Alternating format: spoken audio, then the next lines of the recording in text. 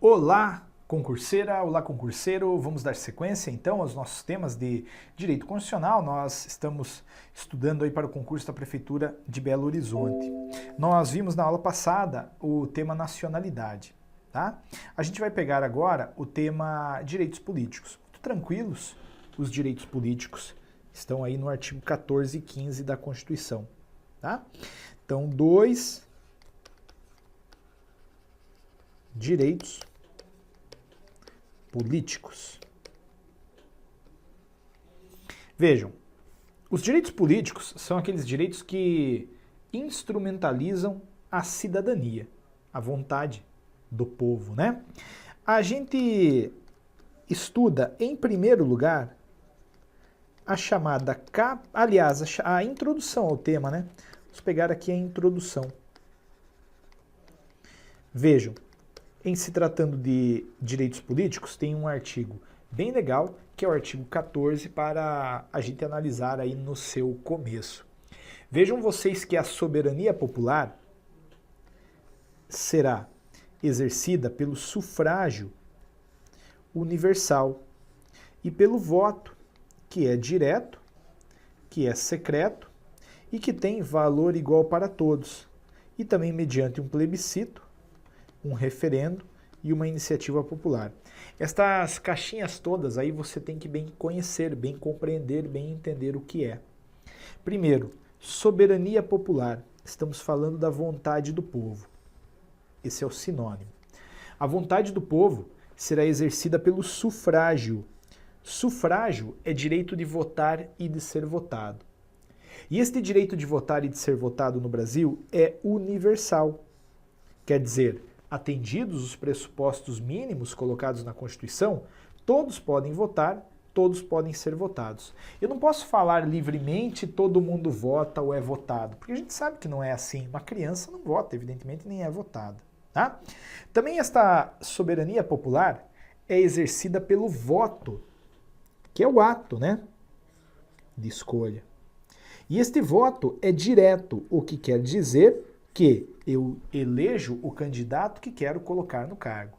Existe voto direto e existe voto indireto. No voto direto, a gente escolhe o candidato. No voto indireto, a gente escolhe alguém que escolhe por nós. Cuidado! Apesar de o voto no Brasil ser direto, tem uma exceção. Tem uma exceção que, inclusive, está no seu edital. Não precisa anotar ainda. Só entenda, porque lá na frente eu vou te falar.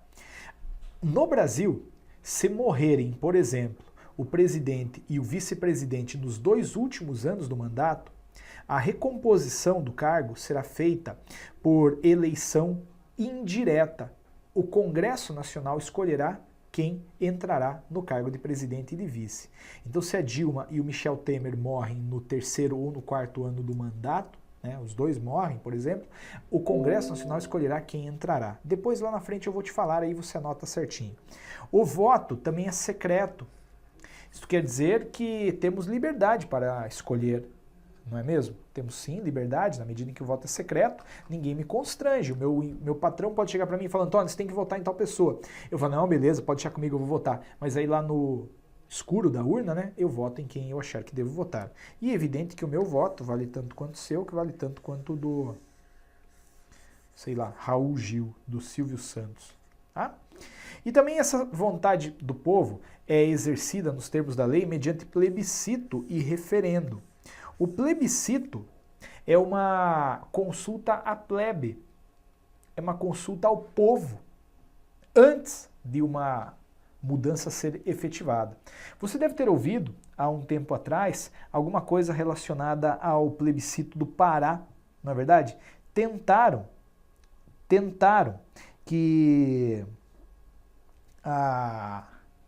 tentaram desmembrar o Pará. Lembra-se disso? Então, o Pará é um estado, evidentemente, e houve uma tentativa de desmembramento dele para pegar uma parte dele e transformar em mais 2 estados. A modificação não foi adiante porque o povo, num plebiscito, ou seja, numa consulta popular anterior, disse que não queria. Tá? Essa é a diferença do plebiscito e do referendo. O plebiscito é uma consulta prévia à população. O referendo é uma consulta posterior. No referendo a gente faz alguma coisa e daí chama o povo para dizer se ele quer aquilo ou não. Aconteceu o referendo no desarmamento. Fizeram lá uma lei restringindo a comercialização de vendas de armas no Brasil e condicionaram a eficácia da lei a uma manifestação popular positiva. Tipo, botaram a lei e aí fizeram a pergunta: escuta, vocês querem a lei? E aí a população decidiu.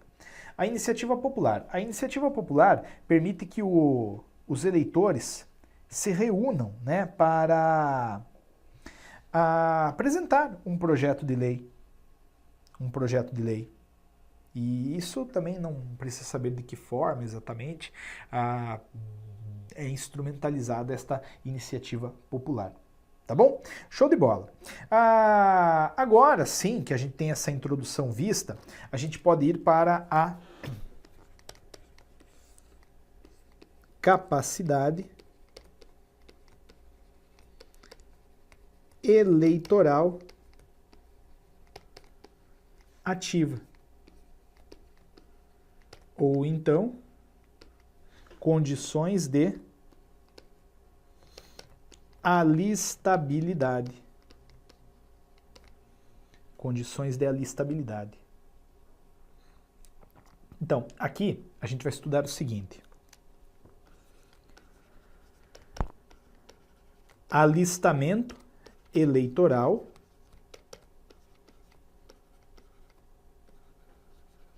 e voto. Alistamento eleitoral e voto. Então, é isso que a gente vai estudar aqui.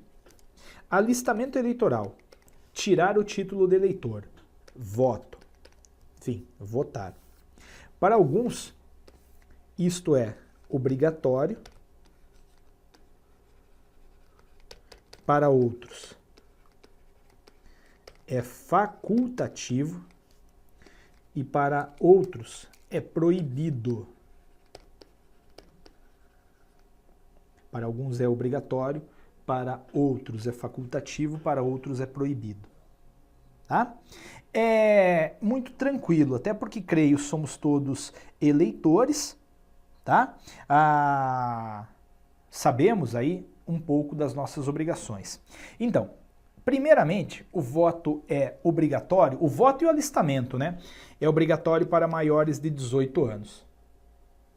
Tá? O alistamento eleitoral e o voto é obrigatório para maiores de 18 anos.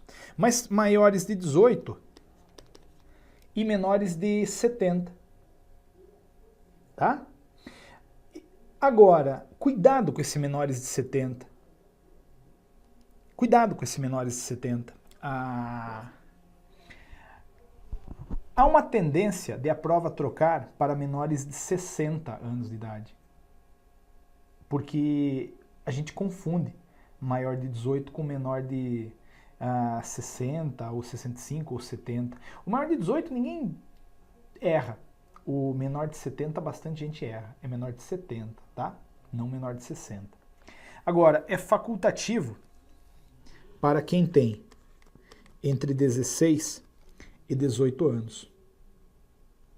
Facultativo para quem tem entre 16 e 18 anos. Facultativo tanto o alistamento, tá? E quanto o voto, tanto o alistamento eleitoral quanto o voto. Já vou explicar também melhor isso. Também é facultativo para os maiores de 70. Tá? E também é facultativo para os analfabetos.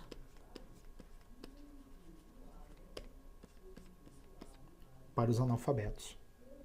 E entenda uma coisa, eu estou falando em facultatividade para alistamento e para voto.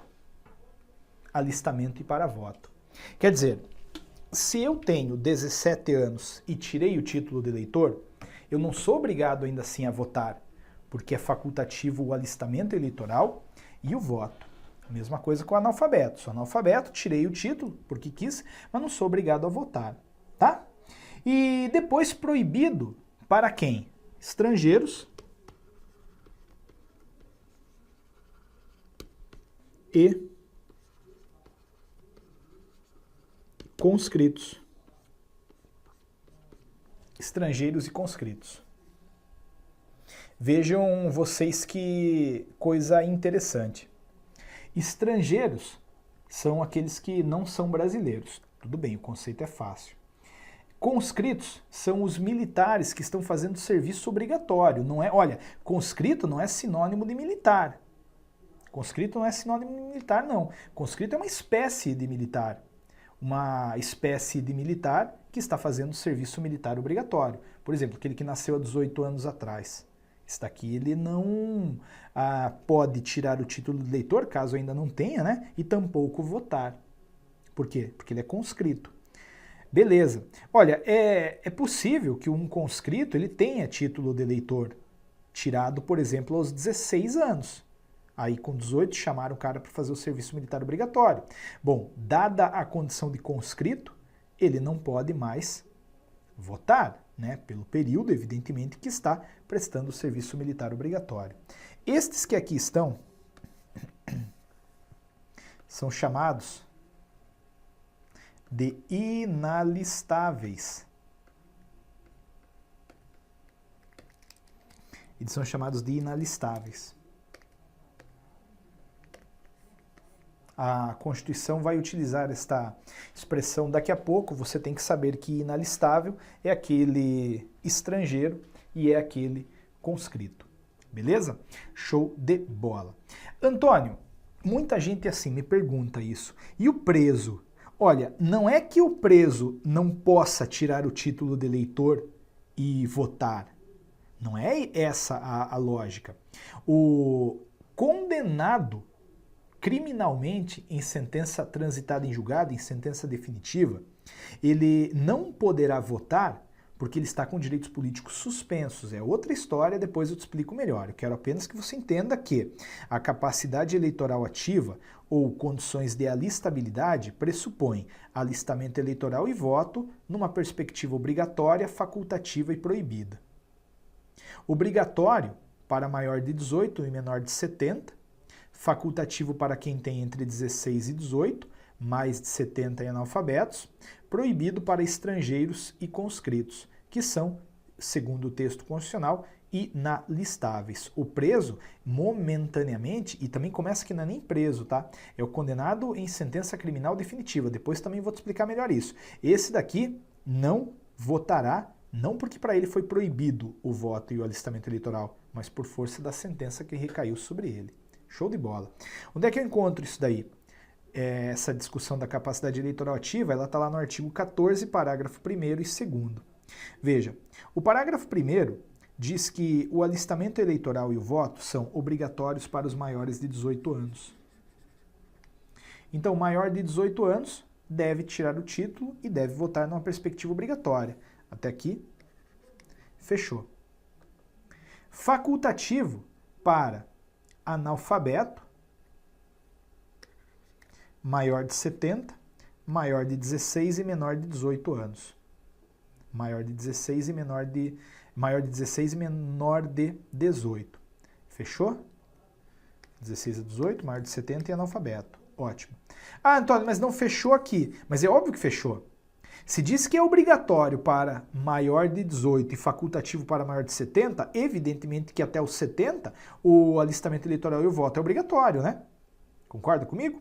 Ótimo. E depois não podem alistar-se como eleitores os estrangeiros e durante o período do serviço militar obrigatório, os conscritos. Os conscritos.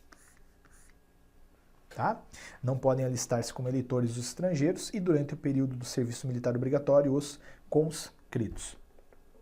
Ok? Show de bola. Agora vamos ver um pouquinho daquilo que chamaremos de capacidade eleitoral passiva ou condições de elegibilidade. Capacidade eleitoral passiva ou condições de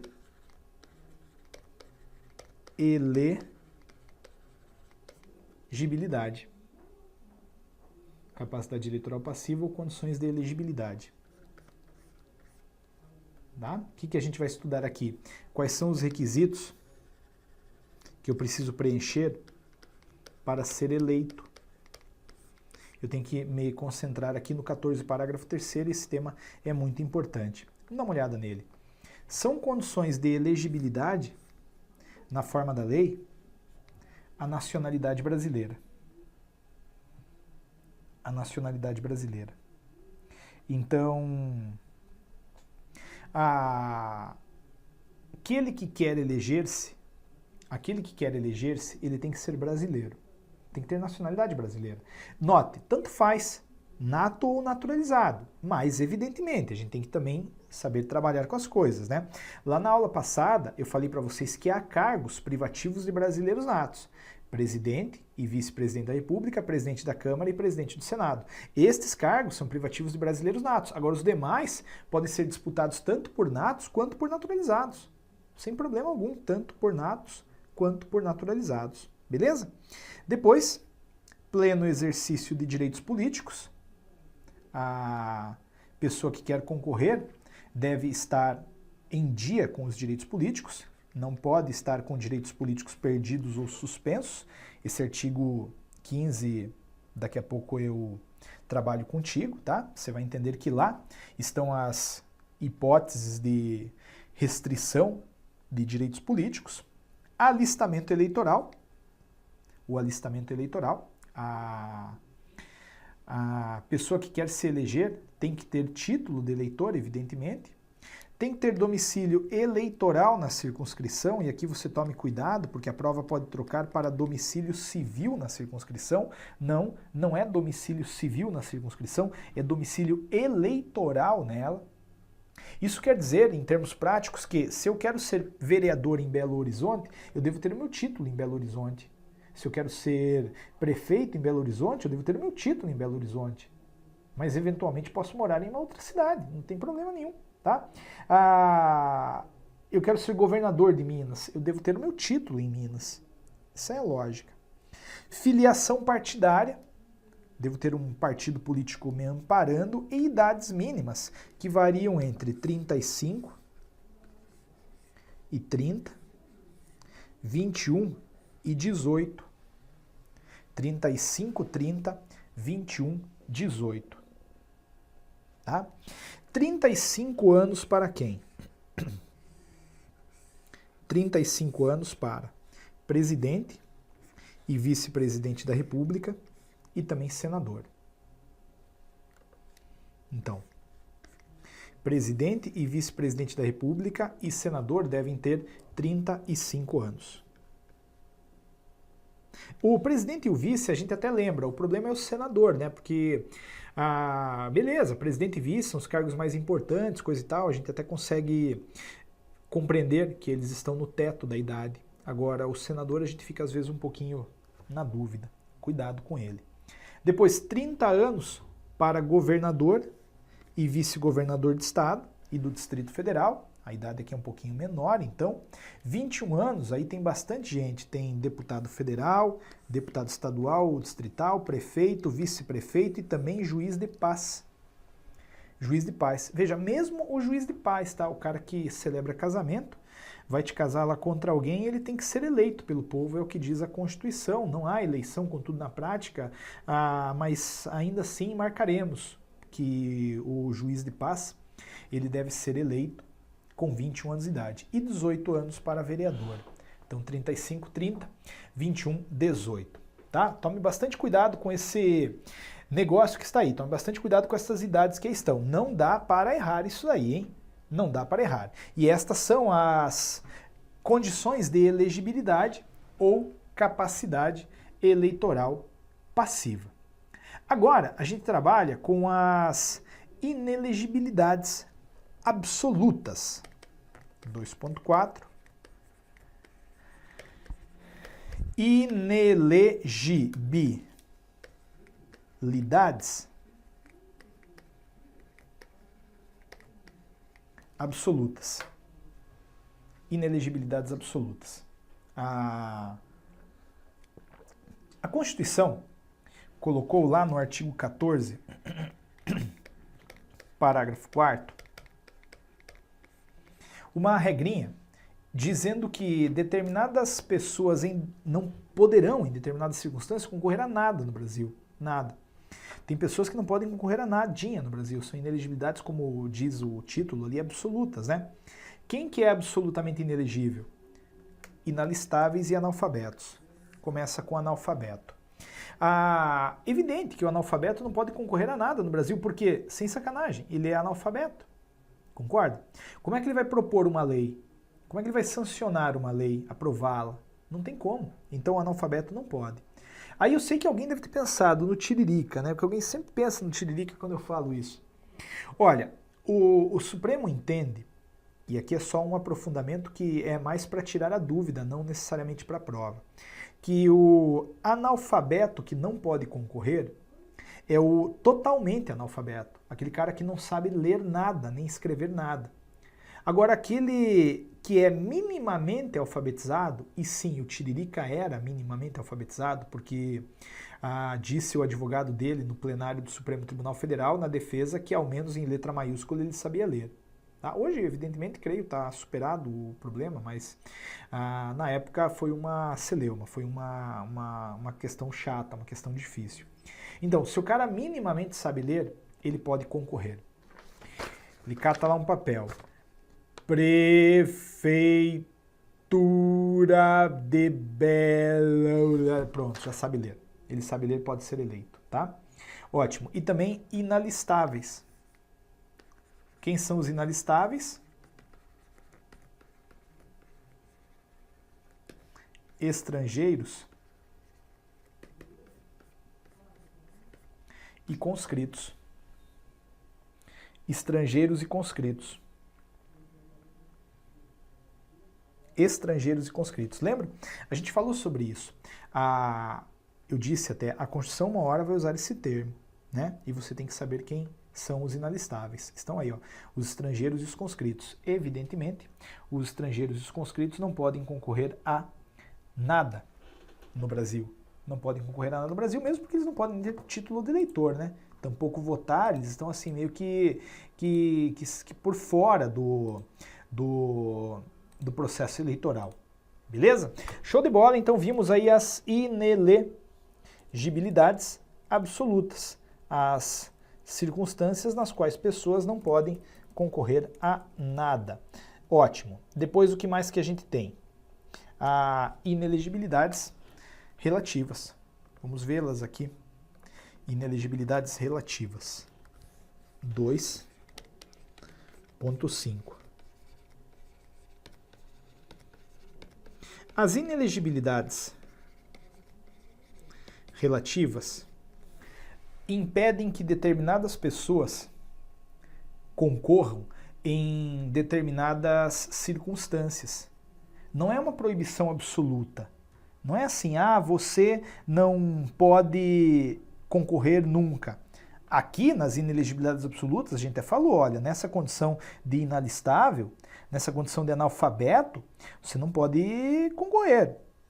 Não pode, nunca. Agora aqui eu vou falar, você, nesta ou naquela condição, não pode, tá? Mas em outra, eventualmente até pode. Você já vai entender nos casos práticos concretos. A primeira inelegibilidade relativa está lá no artigo 14, parágrafo 5º da Constituição Federal, que é muito simples, diz ele: o presidente, os governadores e os prefeitos poderão ser reeleitos para um único período subsequente. Essa parte do meio aí, os houver sucedido ou substituído no curso dos mandatos, eu creio que seja muito aprofundado, não vale a pena a gente estudar, tá? Vamos entender que presidente, governador e prefeito, eles podem ter no máximo 2 mandatos consecutivos. Sim, porque eles são reeleitos para um único período subsequente. Concorda comigo? Se eles podem ser reeleitos para um único período subsequente, temos que eles só podem ter 2 mandatos, logo não podem ter 3 mandatos, anote, consecutivos. Porque não há nenhum problema. O Lula, por exemplo, ele pode voltar hoje. o Fernando Henrique pode voltar. Ah, mas eles tiveram 2 mandatos. Sim, mas já houve intervalo no meio. Nessa circunstância, havendo intervalo, eles podem voltar, porque o que a Constituição proíbe é o 3º mandato consecutivo. Isso aqui é fácil. E de tão fácil, a gente pode errar. Sim, porque vem a prova e coloca assim, o presidente, os governadores e os prefeitos e os vereadores podem ser reeleitos para um único período subsequente. Não, o vereador não entra. O vereador não entra. Tá? O vereador, o deputado federal, estadual, enfim, os membros do poder legislativo, eles não se sujeitam a essa regra. Mas também, perceba, esta regra trata de uma inelegibilidade relativa, porque eu não estou proibindo totalmente o presidente, o governador e o prefeito em 2º turno de concorrer. Eu só estou falando para ele que ele não pode concorrer ao 3º. Em outro ele pode. A Dilma está no 2º turno. Ela só não pode concorrer ao cargo de presidente de novo. Mas num outro cargo ela pode. Pode, desde que preencha o requisito que está lá no artigo 14, parágrafo 6º da Constituição Federal. 14, parágrafo 6º da Constituição Federal, que diz: para concorrerem a outros cargos, de novo, o presidente, os governadores e os prefeitos devem renunciar aos respectivos mandatos até 6 meses antes do pleito. Então essa é a ideia. Ela, de repente, está no 2º mandato, não quer mais ser um presidente, até porque não pode mais ser presidente, mas quer ser governadora. Pode, sem dúvida pode. Mas aí ela tem que fazer o quê? Aí ela tem que renunciar. Renunciar 6 meses antes do pleito. Tá? Então esse foi o 14, parágrafo 6º da Constituição. Antônio, o que é pleito? Olha, pleito a gente vai considerar como sinônimo de eleição. Ela deve renunciar 6 meses antes da eleição. Beleza? 6 meses antes da eleição. A prova, ela pode fazer sacanagem, sem dúvida. Ela pode colocar assim: ele deve renunciar 6 meses antes do final do mandato. Não. 6 meses antes da posse, não. 3 meses antes do pleito, não. É 6 meses antes do pleito, tá? Você, por favor, não erre esse negócio. Minha amiga, meu amigo, na próxima aula a gente volta para trabalhar com novas dinâmicas de direitos políticos. Por enquanto é isso. Obrigado, um grande abraço, até o próximo encontro.